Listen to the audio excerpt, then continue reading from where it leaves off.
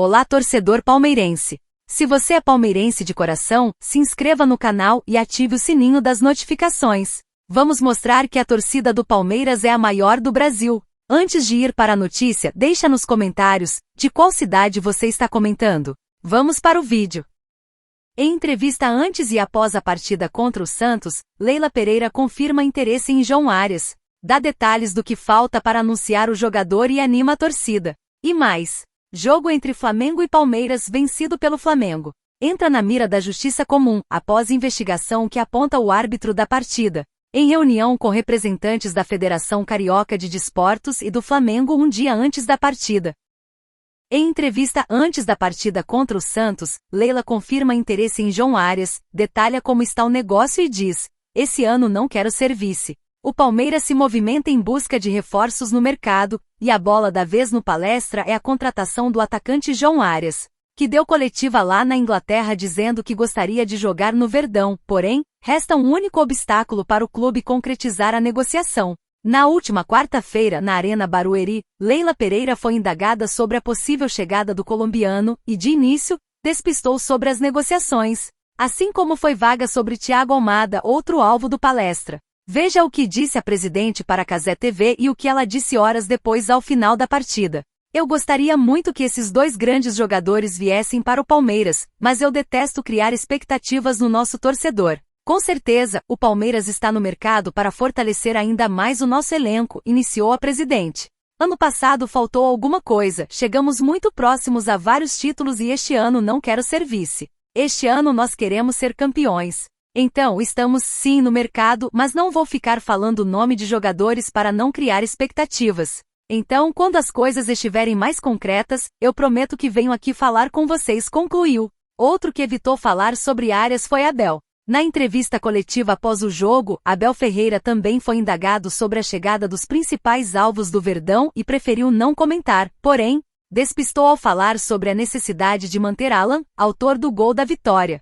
Já depois da partida na Arena Barueri, Leila foi indagada por outro repórter sobre a situação de Arias, e a presidente falou que não poderia falar muito, mas que o negócio está bem encaminhado para um desfecho feliz. Falou dos representantes de Arias que foram solícitos e não criaram entraves no negócio. Disse que entre o Palmeiras, o jogador e o clube inglês está tudo alinhado e que falta um detalhe, completou a presidente. Conforme foi noticiado anteriormente aqui no Palmeiras News, o principal ponto que ainda impede o anúncio oficial de João Arias pelo Palmeiras atende por um nome bem conhecido do torcedor brasileiro, Fluminense. Apesar de o jogador atuar atualmente no futebol inglês e de já existir alinhamento entre Palmeiras, atleta e clube europeu, o negócio esbarra em uma cláusula contratual estratégica firmada anteriormente. O Fluminense manteve no contrato de Arias uma cláusula de preferência, que garante ao clube carioca o direito de ser comunicado oficialmente e de igualar qualquer proposta feita por outro clube. Esse tipo de cláusula é comum em negociações internacionais, mas, neste caso, passou a ser o último entrave para destravar o negócio.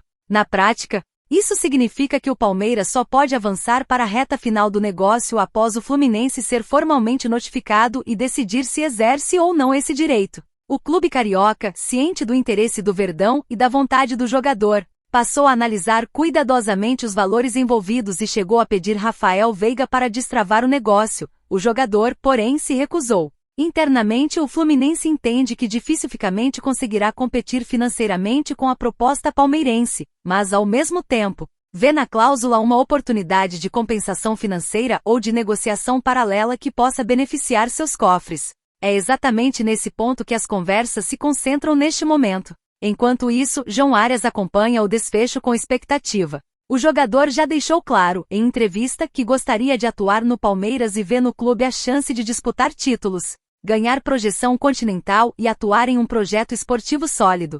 O alinhamento entre atleta e Verdão é total, o que facilita o processo e aumenta a confiança de que o impasse será resolvido. O clube inglês, por sua vez, já acertou bases contratuais e aguarda apenas a definição envolvendo o Fluminense para finalizar a operação. Nos bastidores do Palmeiras, a leitura é de otimismo. A diretoria trabalha com a convicção de que a cláusula de preferência não será um impeditivo definitivo, mas sim uma etapa burocrática e estratégica da negociação. Com paciência e cautela, O clube acredita que o acordo com o Fluminense será fechado nos próximos dias, destravando o negócio e permitindo o anúncio oficial. Atenção máxima porque as informações que surgem agora colocam sob forte suspeita um dos jogos mais polêmicos da temporada passada. Um vídeo que está sob posse da Justiça Comum, a mesma esfera que indiciou o jogador Bruno Henrique por envolvimento em um esquema de apostas esportivas, entrou oficialmente em fase de análise. Segundo a apuração, o conteúdo mostra o árbitro da partida, seus representantes e o atual chefe da arbitragem da Federação Carioca de Desportos em conversas particulares com uma equipe de representantes do Flamengo um dia antes do jogo. O material é tratado como sensível, está protegido por sigilo judicial e passou a integrar um processo que investiga possíveis irregularidades ocorridas nos bastidores do confronto que parou o país. Quer saber o que está rolando nos bastidores da Justiça Desportiva? Qual o papel do Palmeiras neste caso? O porquê de a diretoria ser requisitada e quais as possíveis consequências para o Flamengo e para os árbitros que estavam nesta reunião? Então fica comigo até o final para entender o que está acontecendo.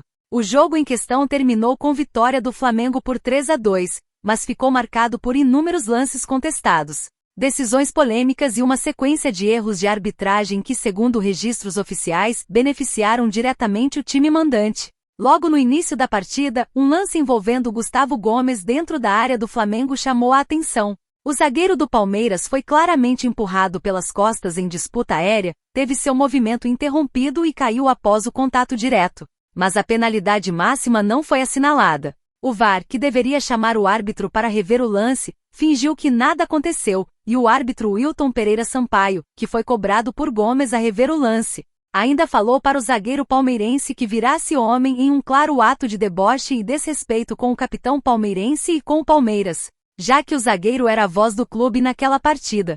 Pouco tempo depois, o cenário se inverteu de forma controversa.